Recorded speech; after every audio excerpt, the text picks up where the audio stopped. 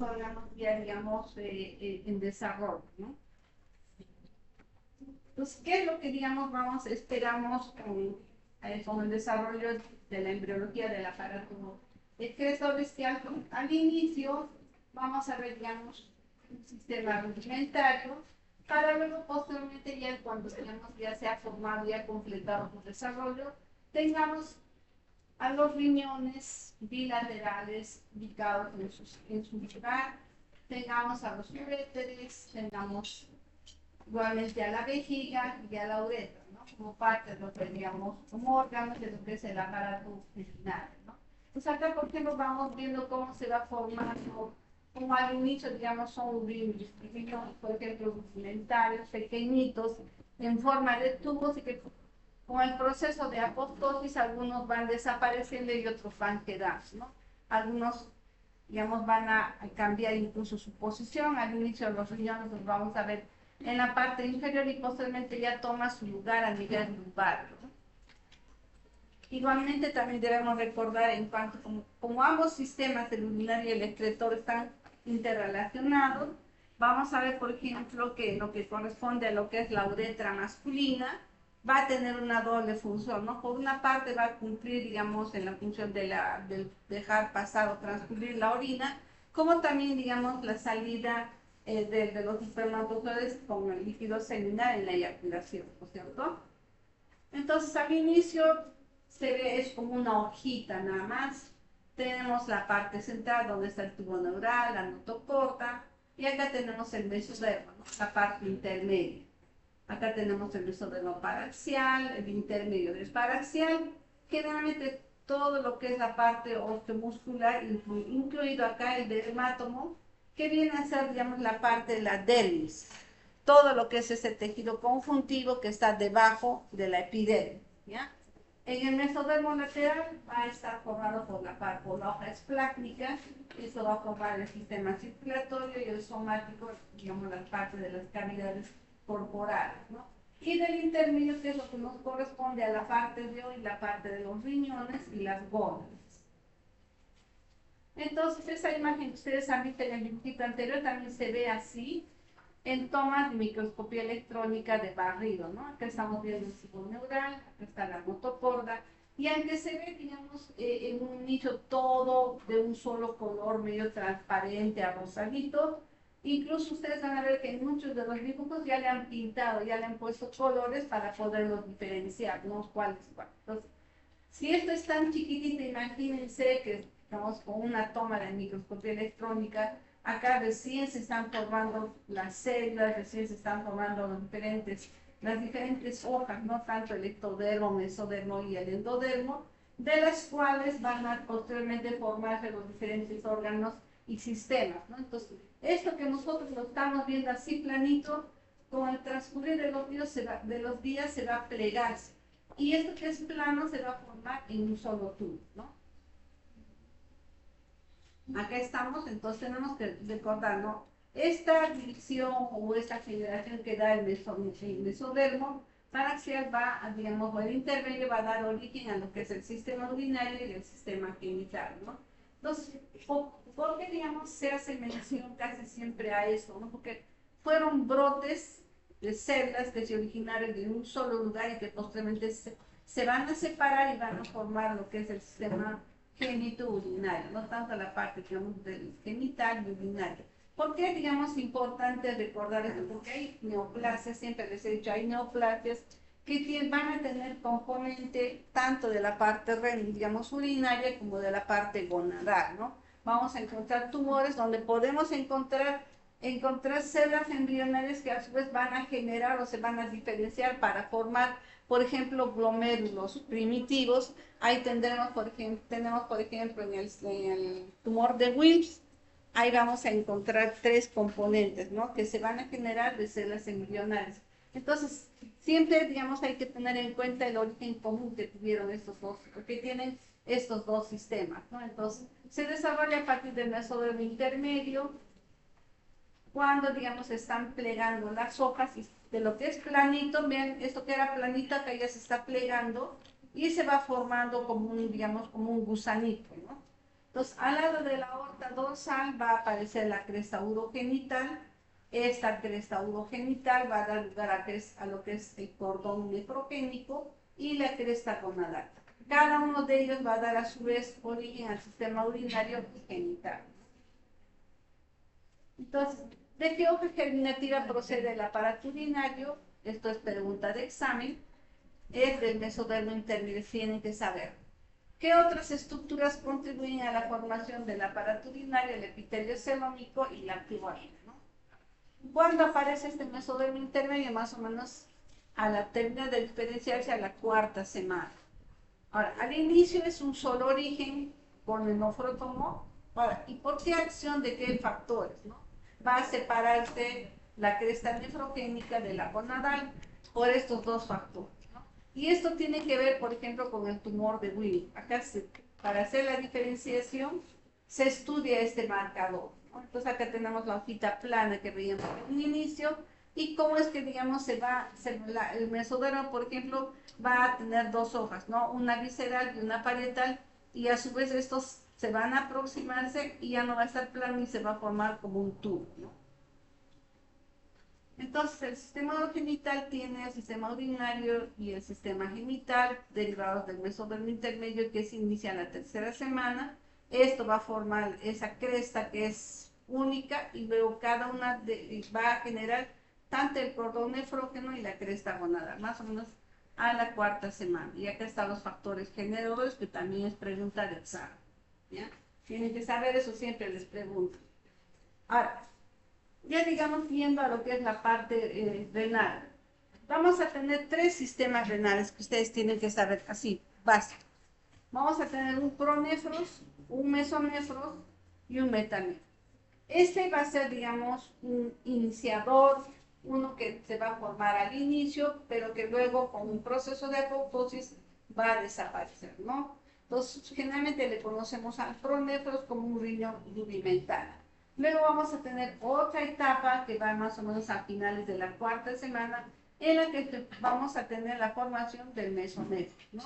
De acá van a quedar todavía algunos, pero su función es breve, para luego posteriormente ya tener lo que es el riñón definitivo a partir del metanefros, ¿no? Que se inicia a la quinta semana.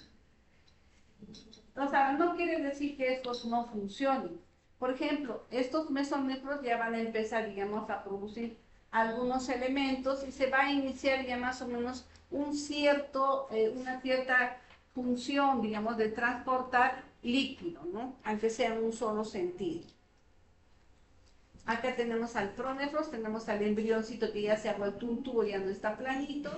Entonces acá hacia la parte central vamos a tener, digamos, la parte que corresponde al aparato urogenital, ¿no? Pues hacia la parte, digamos, ya craneal, vamos a tener lo que es el pronefros, ¿no? Que aparecen como como si fueran, digamos, un ladrillito sobre el otro, viene a ser como unas divisiones de grupos celulares.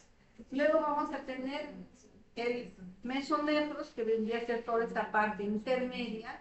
En este mesonefros vamos a distinguir algunas estructuras, ¿no? El conducto mesonéfrico, los tubos mesonéfricos y el divertículo metanéfrico o yema ureteral, que se va a generar ya, digamos, de la parte distal de este tubo, ¿no? De este conducto.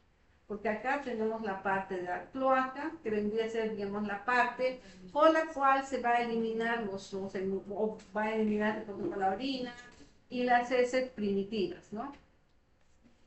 Y trayéndolo, digamos, hacia una parte frontal, vamos a ver que este mesónefros es bilateral.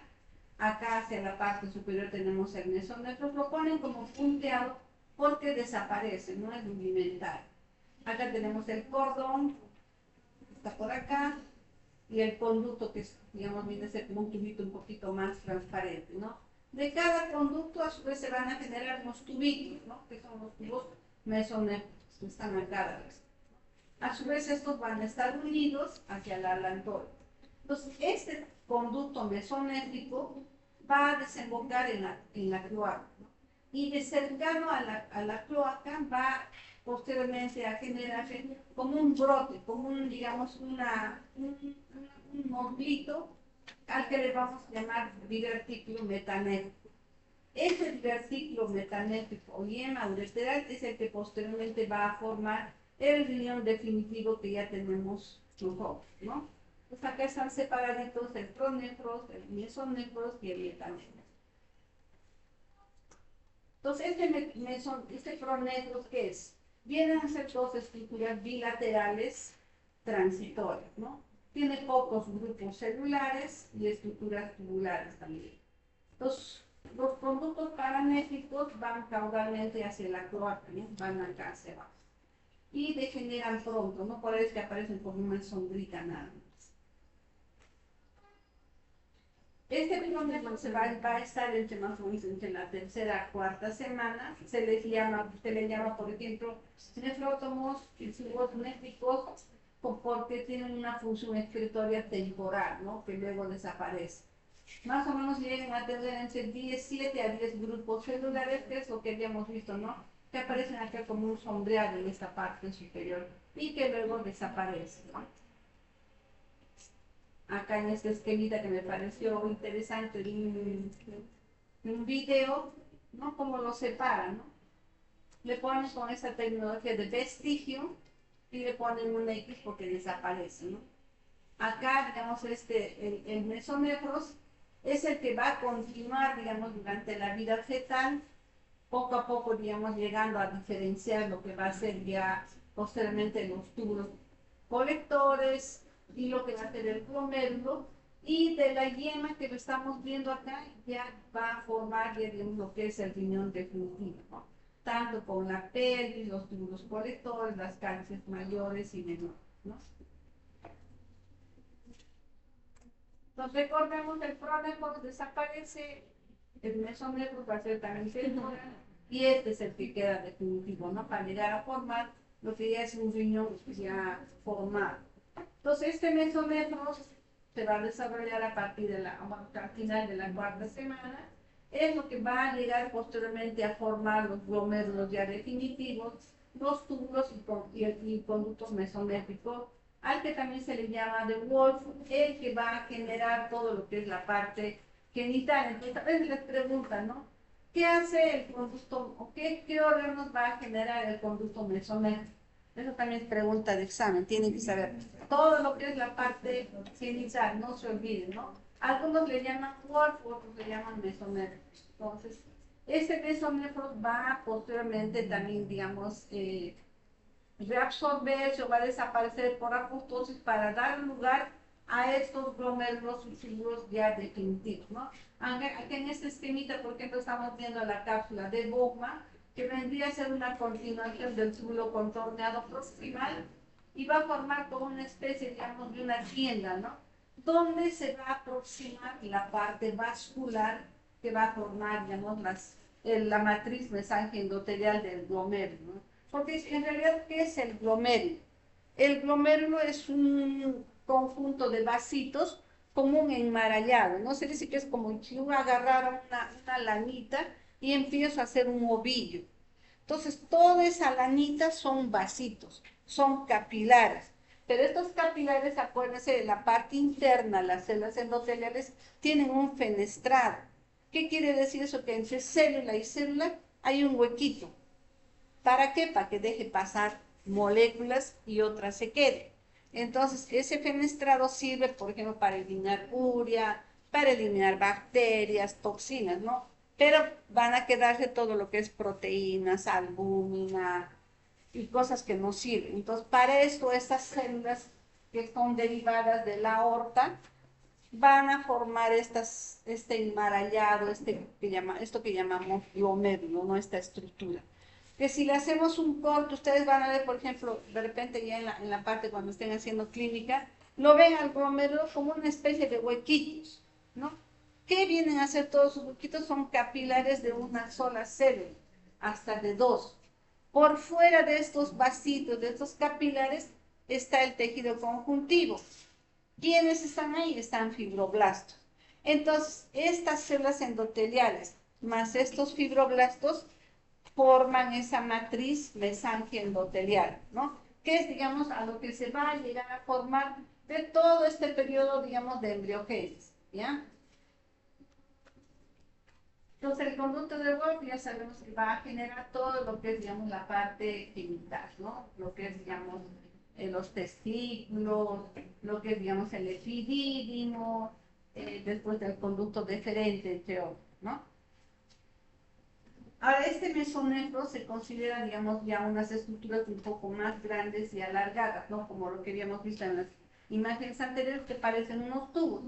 En realidad, se les llama también riñones provisionales, ¿no? Y más o menos van a estar van a tener un tiempo de permanencia de unas 4 semanas, ¿no? Entonces, estos tubos mesonéfricos van a formar los productos mesonéfricos que son bilaterales y a su vez también van a desembocar en la cloaca, ¿no? Que viene a ser, digamos, ya la parte más distal, donde decimos cloaca, porque va a desembocar el intestino y también la parte urinaria. Entonces, los glomérulos que están o que se forman o que están en esta etapa de mesonefros ya no son 7 a 10, digamos, como lo que era en la etapa de pronefro, ¿no?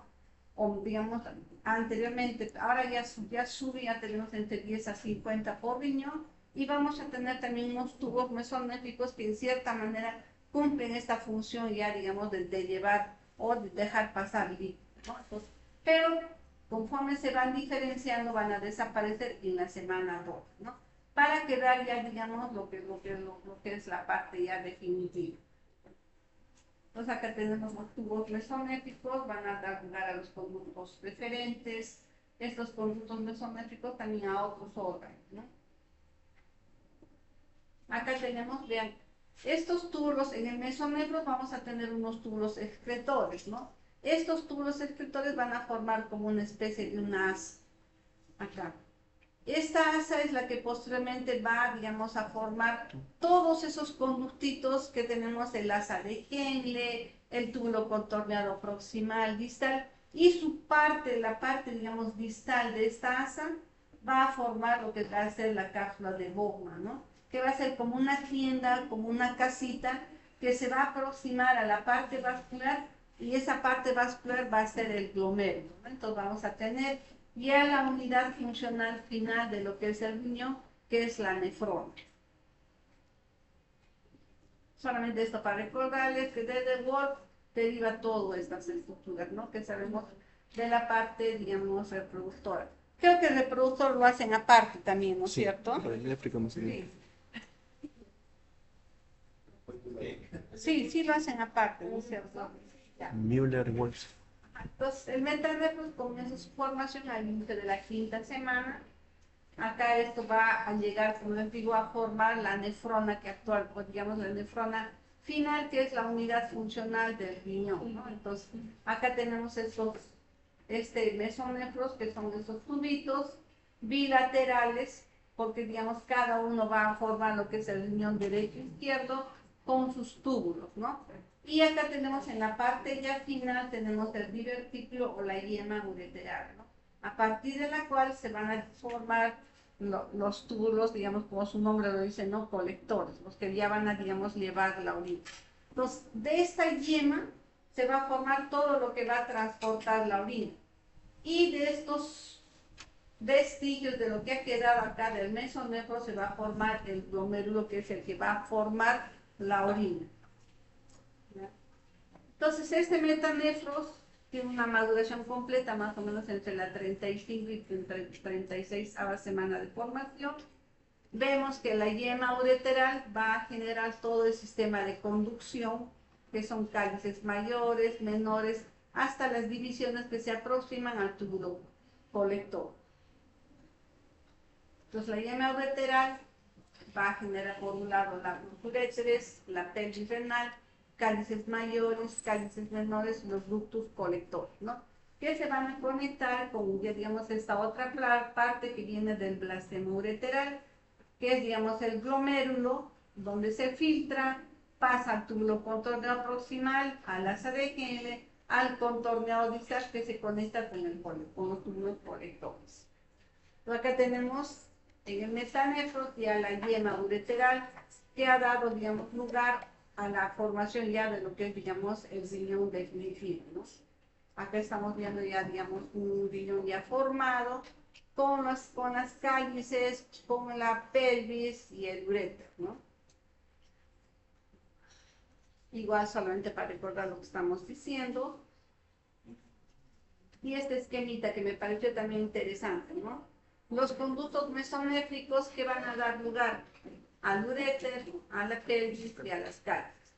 La yema a todo lo que son los tubos colectores y la masa metanéfrica a las nefronas, ¿no? Entonces, acá se forma la orina y va a pasar a la parte conductora que vienen a ser lo que es la pelvis, las cálices mayores, menores, hasta el uréter y llega a la vejiga y la uretra que viene a ser la parte ya final que da lugar a la salida de lo que es la orina, ¿no?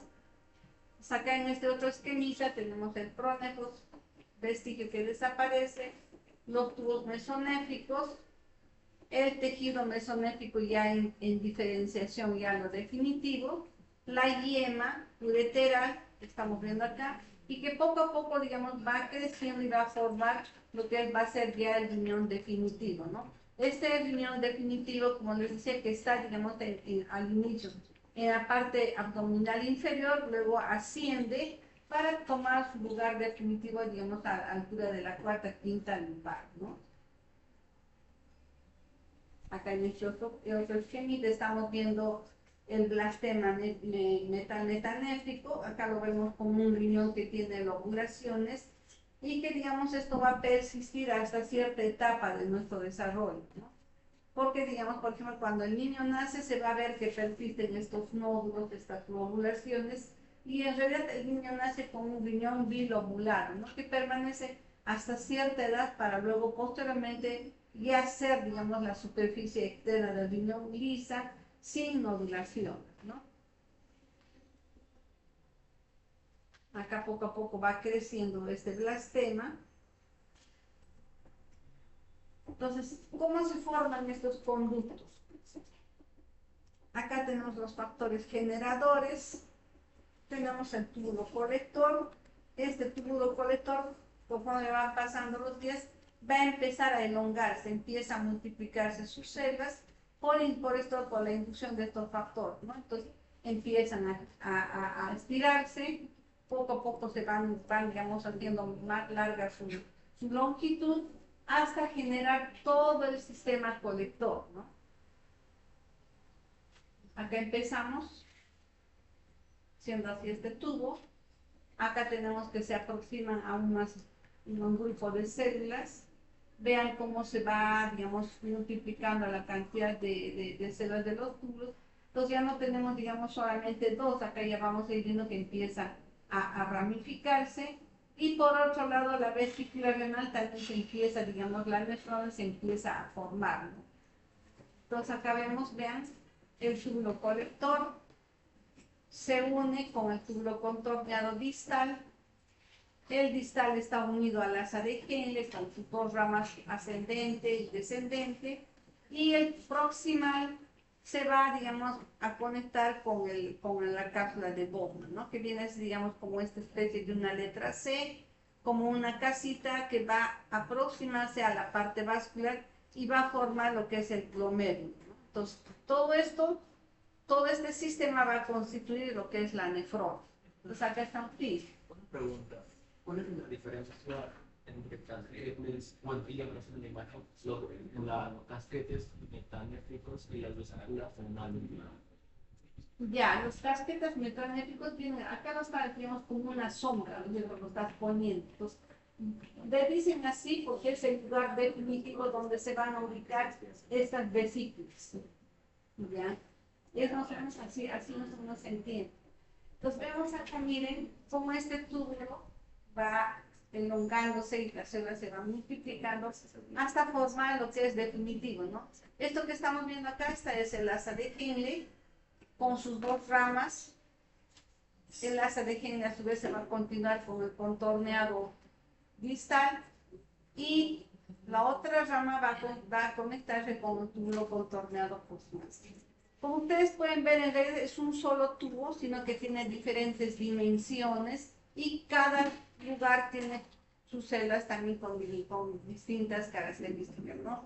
Que hacen, digamos, que su función sea diferente.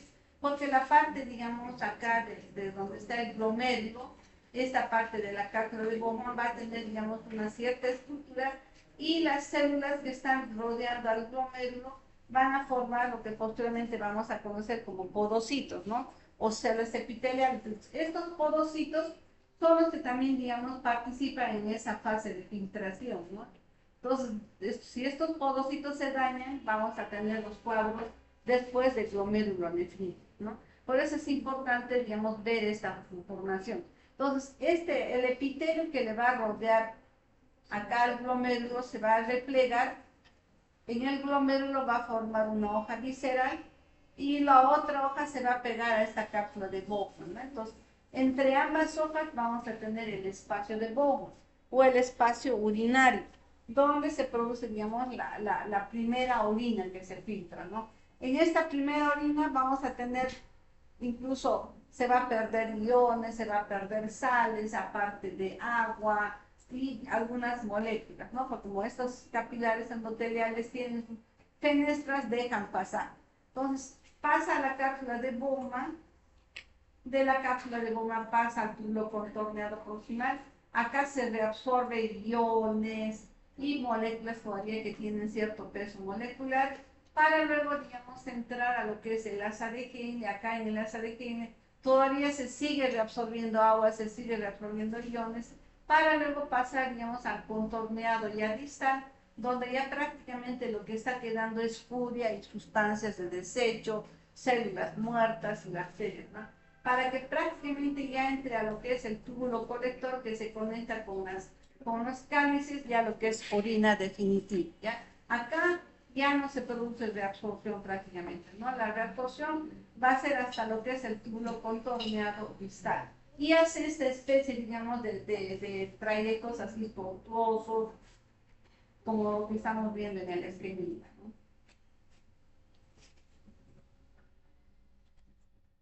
Entonces, este túbulo colector induce a las células del capuchón a formar las vesículas renales y que luego adquieren la forma de S, ¿no? Que habíamos visto en un inicio.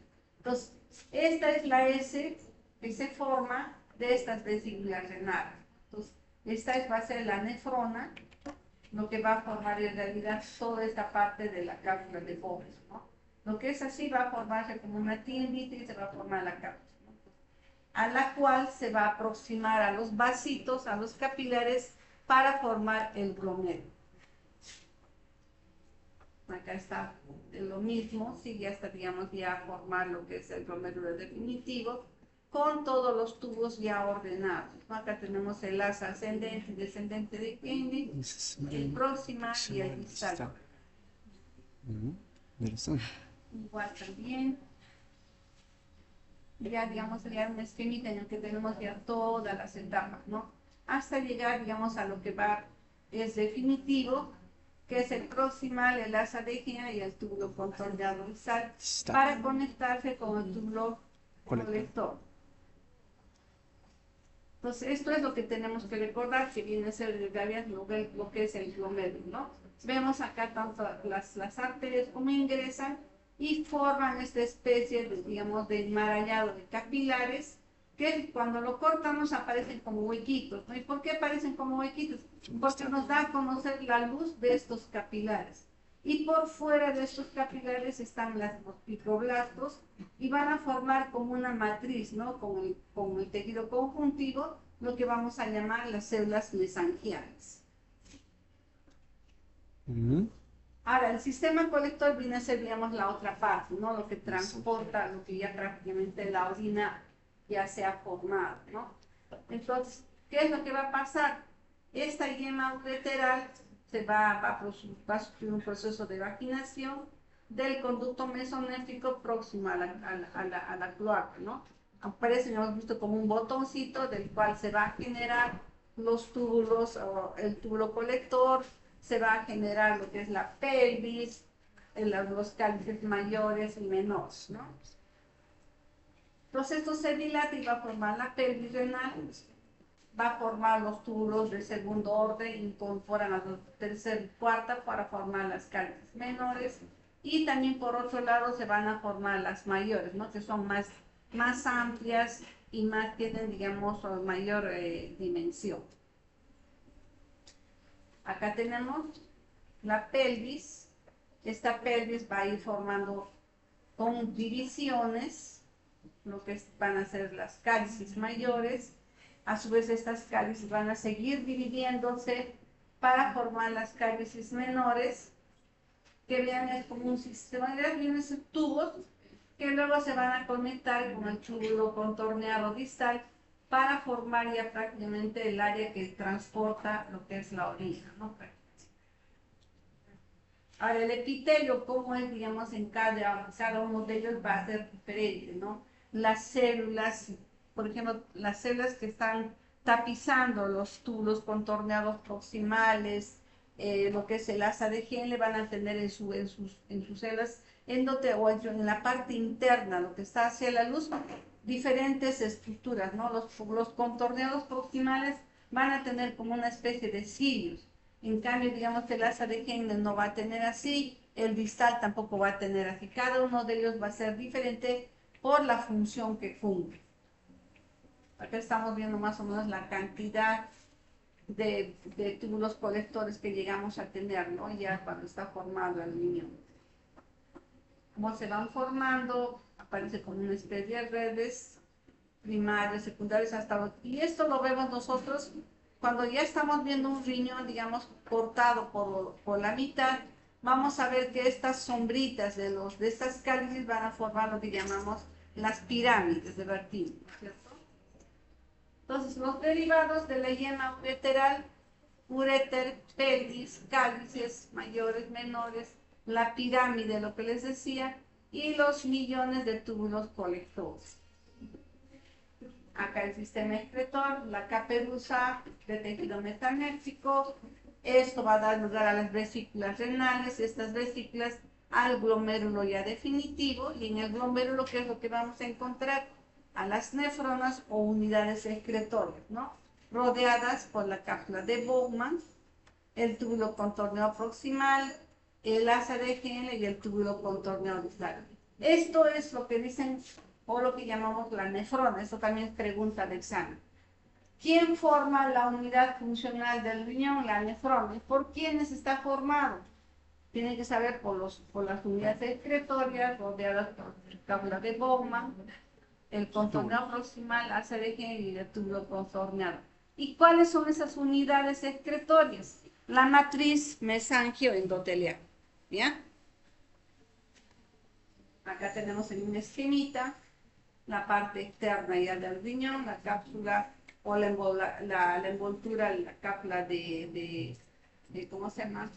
La cápsula de Gerota, que es la telita que envuelve el riñón, y vamos viendo, ¿no? Desde la base, desde donde empiezan a dividirse la pelvis, las cálices, y cómo, digamos, se van juntando, se van uniendo hacia, digamos, el sistema colector, todos los túbulos que se ve, digamos, en esa parte de la corteza y parte de la médula, ¿no? Acá tenemos la nefrona, acá es lo que se realiza la filtración a través de estos capilares, y empieza, digamos, su camino hasta llegar al túbulo colector, ¿no? Entonces, en el momento del nacimiento ya se han formado todas las nefronas, pero van a terminar su diferenciación después del nacimiento, ¿no? Por eso que el bebé o el niño nace todavía con glóbulos en la parte externa del riñón, ¿no? Sí, no. Entonces, por eso le dicen, si ustedes han visto el riñón de la vaca, van a ver, digamos, que tienen nódulos, ¿no es cierto? Entonces, cuando el niño nace, es similar, es parecido. Y poco a poco ya se va diferenciando, completando su desarrollo hasta que la superficie externa del riñón ya está, digamos, lisa, ¿no? Una vez que se ha formado, ya empieza, digamos, el ascenso hacia la parte lumbar, ¿no? Hacia su localización ya definitiva. Entonces, esto es lo que se inicia y es, digamos, al final lo que llega a quedar, ¿no? Tenemos en su lugar en el lumbar, los uréteres y la vejiga. Así es cuando nace, vean. Acá están las glándulas renales grandes. Vemos acá los riñones, esos son riñones fetales. Vean, tienen los lóbulos, parece circunvoluciones del cerebro. Igual que el bebé, ¿no? Gracioso, ¿no? Parece. Sí. Vean, las glándulas suprarrenales son muy grandes, son casi más o menos del mismo tamaño del riñón. Entonces, por eso es importante, digamos, cuando se hace embriología, ver, digamos, un riñoncito fetal, ¿no? Si lo vemos, ya no nos acordamos. Entonces, en conclusión, vamos a ver que la yema uretral da origen a los uréteres, pelvis, cálculos mayores, menores y a los millones de los colectores. En cambio, el bracema del metanéfrico origina a las nefronas.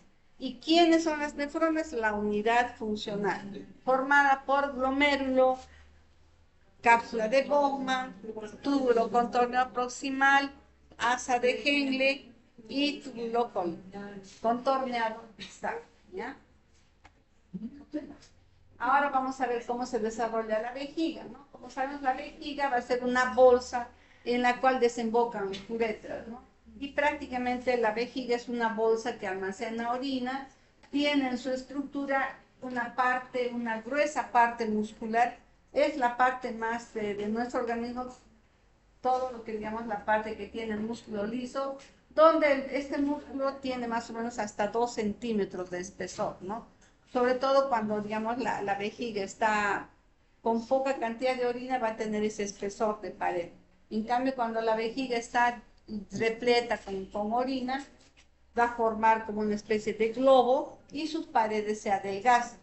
Entonces, el epitelio que está dentro de la vejiga, que es el mismo epitelio que tapiza lo que es los uretes y las cálices en el riñón, se le llama urotelio. ¿Ya? Entonces van a haber escuchados. Este urotelio también se le llama epitelio transicional. ¿Por qué transicional? Porque se adapta a los cambios en la cantidad, en el volumen de orina, ¿no? Entonces, este epitelio transicional es un epitelio que tiene varias hileras de células, ¿no? Entonces, por eso también se le llama poliestratificado, pero tiene una diferencia. Las células más superficiales, las que están en contacto ya digamos, con la orina en la luz de la vejiga, esas células se les llama células en umbreles o células en sombrilla. ¿Por qué? Porque son, digamos, se van a adaptar y se van a aplanar. Son las que están más en la parte superficial y cuando la vejiga se llena de orina se aplana. Cuando la vejiga evacúa toda la orina adoptan otra forma, no parecen como una capuchita. Entonces por eso se les llama células en sombrilla o células en umbreles, ¿no? Entonces acuérdense, todo lo que está tapizando a la vejiga, uréteres y pelvis, tiene un epitelio que se le llama epitelio transicional y esto también lo tiene la uretra, tanto en el varón como en la mujer.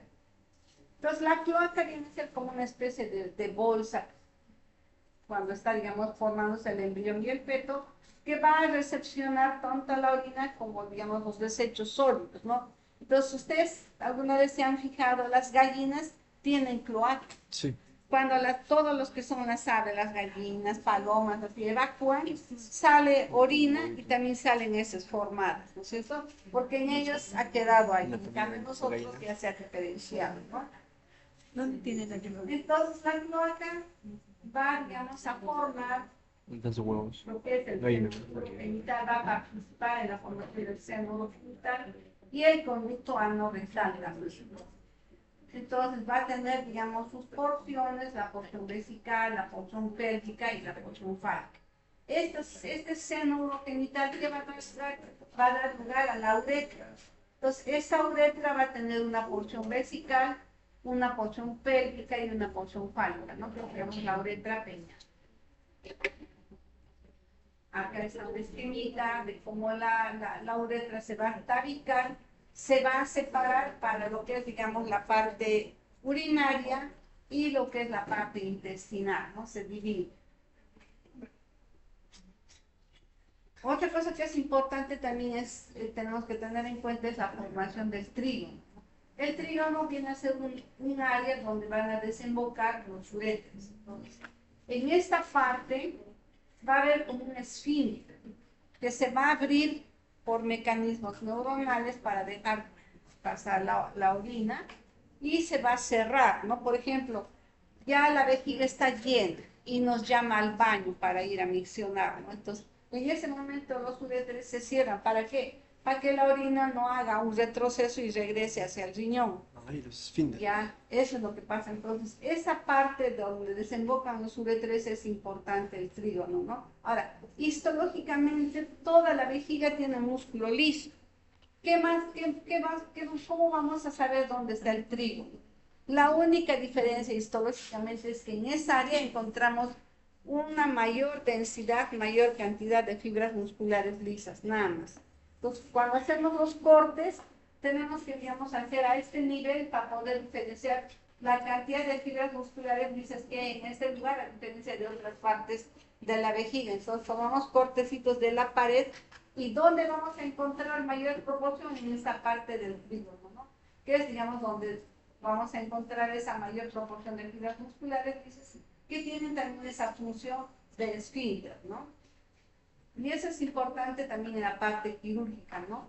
Cuando se va a hacer, digamos, operaciones o, digamos, se hace descompresiones o hay traumatismos y todo, se tiene que tener cuidado al realizar suturas en esta área, porque de repente la sutura es muy enérgica, se ponen los puntos y se va a comprometer este músculo que actúa, digamos, o tiene esa función también de esfínter, ¿no? Entonces, si lo cerramos mucho, no va a dejar transcurrir la orina y se va a formar un megaureter, ¿no?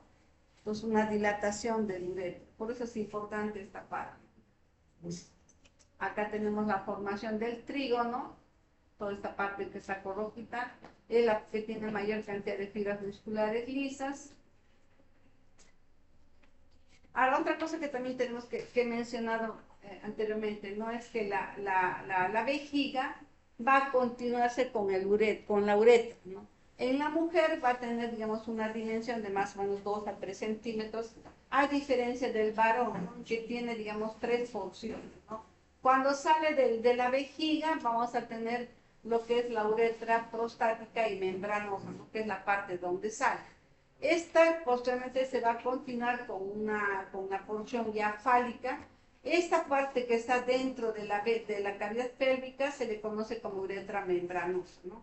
La uretra prostática va a estar en medio de la próstata. Entonces, la vejiga en su parte inferior tiene a la próstata, ¿no? Que es una glándula, y a través digamos, de la parte central de la próstata va a empezar su trayecto, lo que es la uretra prostática. Sale de la uretra prostática y va a continuarse con esta parte membranosa. Esta parte membranosa va a continuar con la raíz ya del pene, donde va a formar la parte de la uretra peneal, ¿no? Acá tenemos más o menos esquematizado. Hasta la parte, digamos, donde está el surco balano prepucial, un poco más o menos cercano ya al orificio ureteral, va a tener epitelio transicional. En esta parte del orificio ya va a cambiar a un epitelio tipo piel, ¿no? Va a cambiar porque justo en esta partecita ya va a haber capa corno, en esta parte de acá. Sabemos, por ejemplo, que el prepucio es, digamos, la piel que va a cubrir toda la parte del glande, ¿no es cierto? Esa piel tiene folículos pilosos, tiene glándulas sebáceas, tiene glándulas sudoríparas, ¿ya? Y va a tapar, digamos, la parte del glande que va a tener un epitelio tipo mucosa, donde no vamos a encontrar ni glándulas sebáceas, ni pelito tampoco, ¿no? Ni folículos pilosos. Y en esta partecita donde sale prácticamente ya la orina a la parte, digamos, exterior, va a tener ese epitelio que tiene varias hileras de células, ¿no? Entonces, ¿por qué es importante, digamos, tener en cuenta esto? Porque, digamos, hay lesiones, hay formaciones de quistes, una parte, por ejemplo, del cáncer que se origina en esta área, y es una de las neoplasias más frecuentes, va a ser un carcinoma epidermoide, casi similar al que le da en el cuello uterino a la mujer, ¿no? Entonces, en el cuello uterino también tenemos un epitelio poliestratificado sin capa córnea. En esta porción de la uretra, ya en la salida también hay epitelio poliestratificado no queratinizado, tipo mucosa, ¿no? No es el epitelio transicional que está acá. Las células del epitelio transicional son diferentes a este tipo, a estas células que están en esta parte de acá. Estas de acá son las que van a generar el carcinoma escamoso o epidermoide, y el carcinoma de células transicionales también va a tener sus características diferentes, ¿ya? Acá ya, digamos, tenemos ya las porciones, tenemos acá la uretra prostática, la membranosa, que está todavía acá en la cavidad pélvica, y acá en la raíz del pene y empieza lo que es la uretra lineal. Entonces, ahora lo que también que está, digamos, incluido dentro de lo que es el aparato excretor son las glándulas suprarrenales que están hacia la parte del polo superior de cada riñón, ¿no? Entonces, estas glándulas suprarrenales van a tener una corteza y una media, ¿no? La corteza va a ser la parte periférica. Esta tiene participación en origen del, digamos, de la parte del mesodermo, y la médula va a tener una participación del ectodermo, ¿no? Donde vamos a encontrar también células diferentes a estas del mesenterio. Y acá vamos a ver algunos correlatos clínicos que también es importante que sepan. Por ejemplo, ¿qué es lo que pasa? No sé si es que hay anomalías en el número de cuando se han formado o han desarrollado los riñones, ¿no? Agenesia, no hay riñón, va a haber una degeneración o ausencia de la yema uretral, que es de donde se va a originar, digamos, el riñón definitivo, ¿no? Acá estamos viendo, hay ausencia de esta yema, entonces no va a haber riñón, ¿no? Eso también lo podemos observar, por ejemplo, cuando hay un oligohidramio, ¿no? Hay que tener bastante cuidado, porque se puede generar no solamente lesiones a nivel del riñón, sino también a nivel del pulmón, ¿no? Entonces, por eso cuando hay, digamos, oligohidramio, se tiene que estar monitorizando y se le tiene que hacer ecografías a la mamá para ver si ese niño tiene o no tiene riñón, ¿no? Chispa. Los otros es, digamos, ya las formaciones en cuanto a su forma. Podemos tener, digamos, solo un riñón, la agenesia del otro lado. Podemos tener una duplicación de los uréteres y que cada uno desemboque, digamos, en el área del trígono. Podemos tener un riñón pélvico y un riñón, digamos, abdominal. Podemos tener una ectopia que esté fuera de su lugar, o podemos tener también el riñón en herradura, ¿no? Que esto es bastante frecuente, unidos por su polo inferior. La hipoplasia de repente un riñón que ha completado su desarrollo, otro que ha quedado pequeñito o atrófico.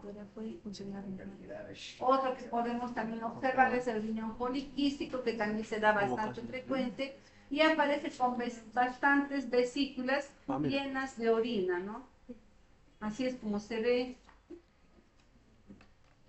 De esto tenemos también en cuanto se refiere al uréter, ¿no? Puede ser un megauréter, de repente tiene estenosis o atresias, no va a dejar que, digamos, su diámetro sea normal, sino sea, por ejemplo, acá un mega amplio, dilatado, ¿no? Y en cambio el otro lado más estrecho, podemos tener una duplicación, dos uréteres, un uréter ectópico que no esté saliendo a nivel del lirio, sino esté, digamos, en la parte, puede estar acá en los polos. Puede ser también, digamos, un ureterocele que forma una cavidad quística. Acá tenemos anomalias, una ectropia de la vejiga que está por fuera de la cavidad pélvica. Anomalías en el uraco igualmente. Y otro es el tumor de Wilms, ¿no? Estos niños nacen con esta tumoración. ¿Cómo se dan cuenta? Incluso ahora, como hay ecografías, ya se ve esta lesión tumoral. No es una lesión gigante, no es un tumor pequeñito. Generalmente cuando el niño nace con una masa bien grande, como lo que están viendo acá. Tiene un aspecto más o menos cerebroide, porque se parece, digamos, tiene un parecido a lo que es el parénquima cerebral. Tiene un blanco medio nacarado, se parecen, ¿no? Entonces por eso le decimos un aspecto cerebroide. Cuando se toca y está en fresco, generalmente es blando. Una vez que está fijado ya con el formol, toma otra consistencia más dura, más sólida, ¿no?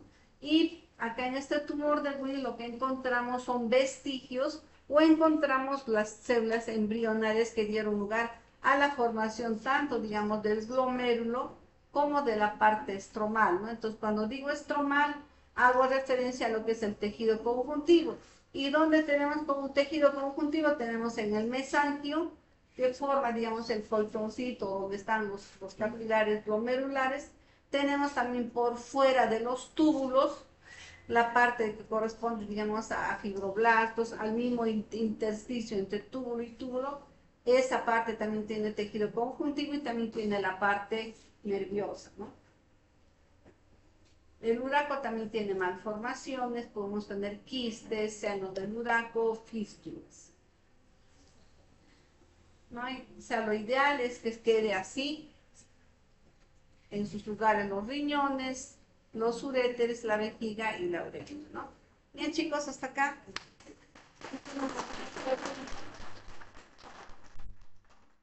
Ya te dejo el PPT para que lo compartas. Sí, yo la envié ya. Ah, ya. Espera, cuando un bebé se le cuenta.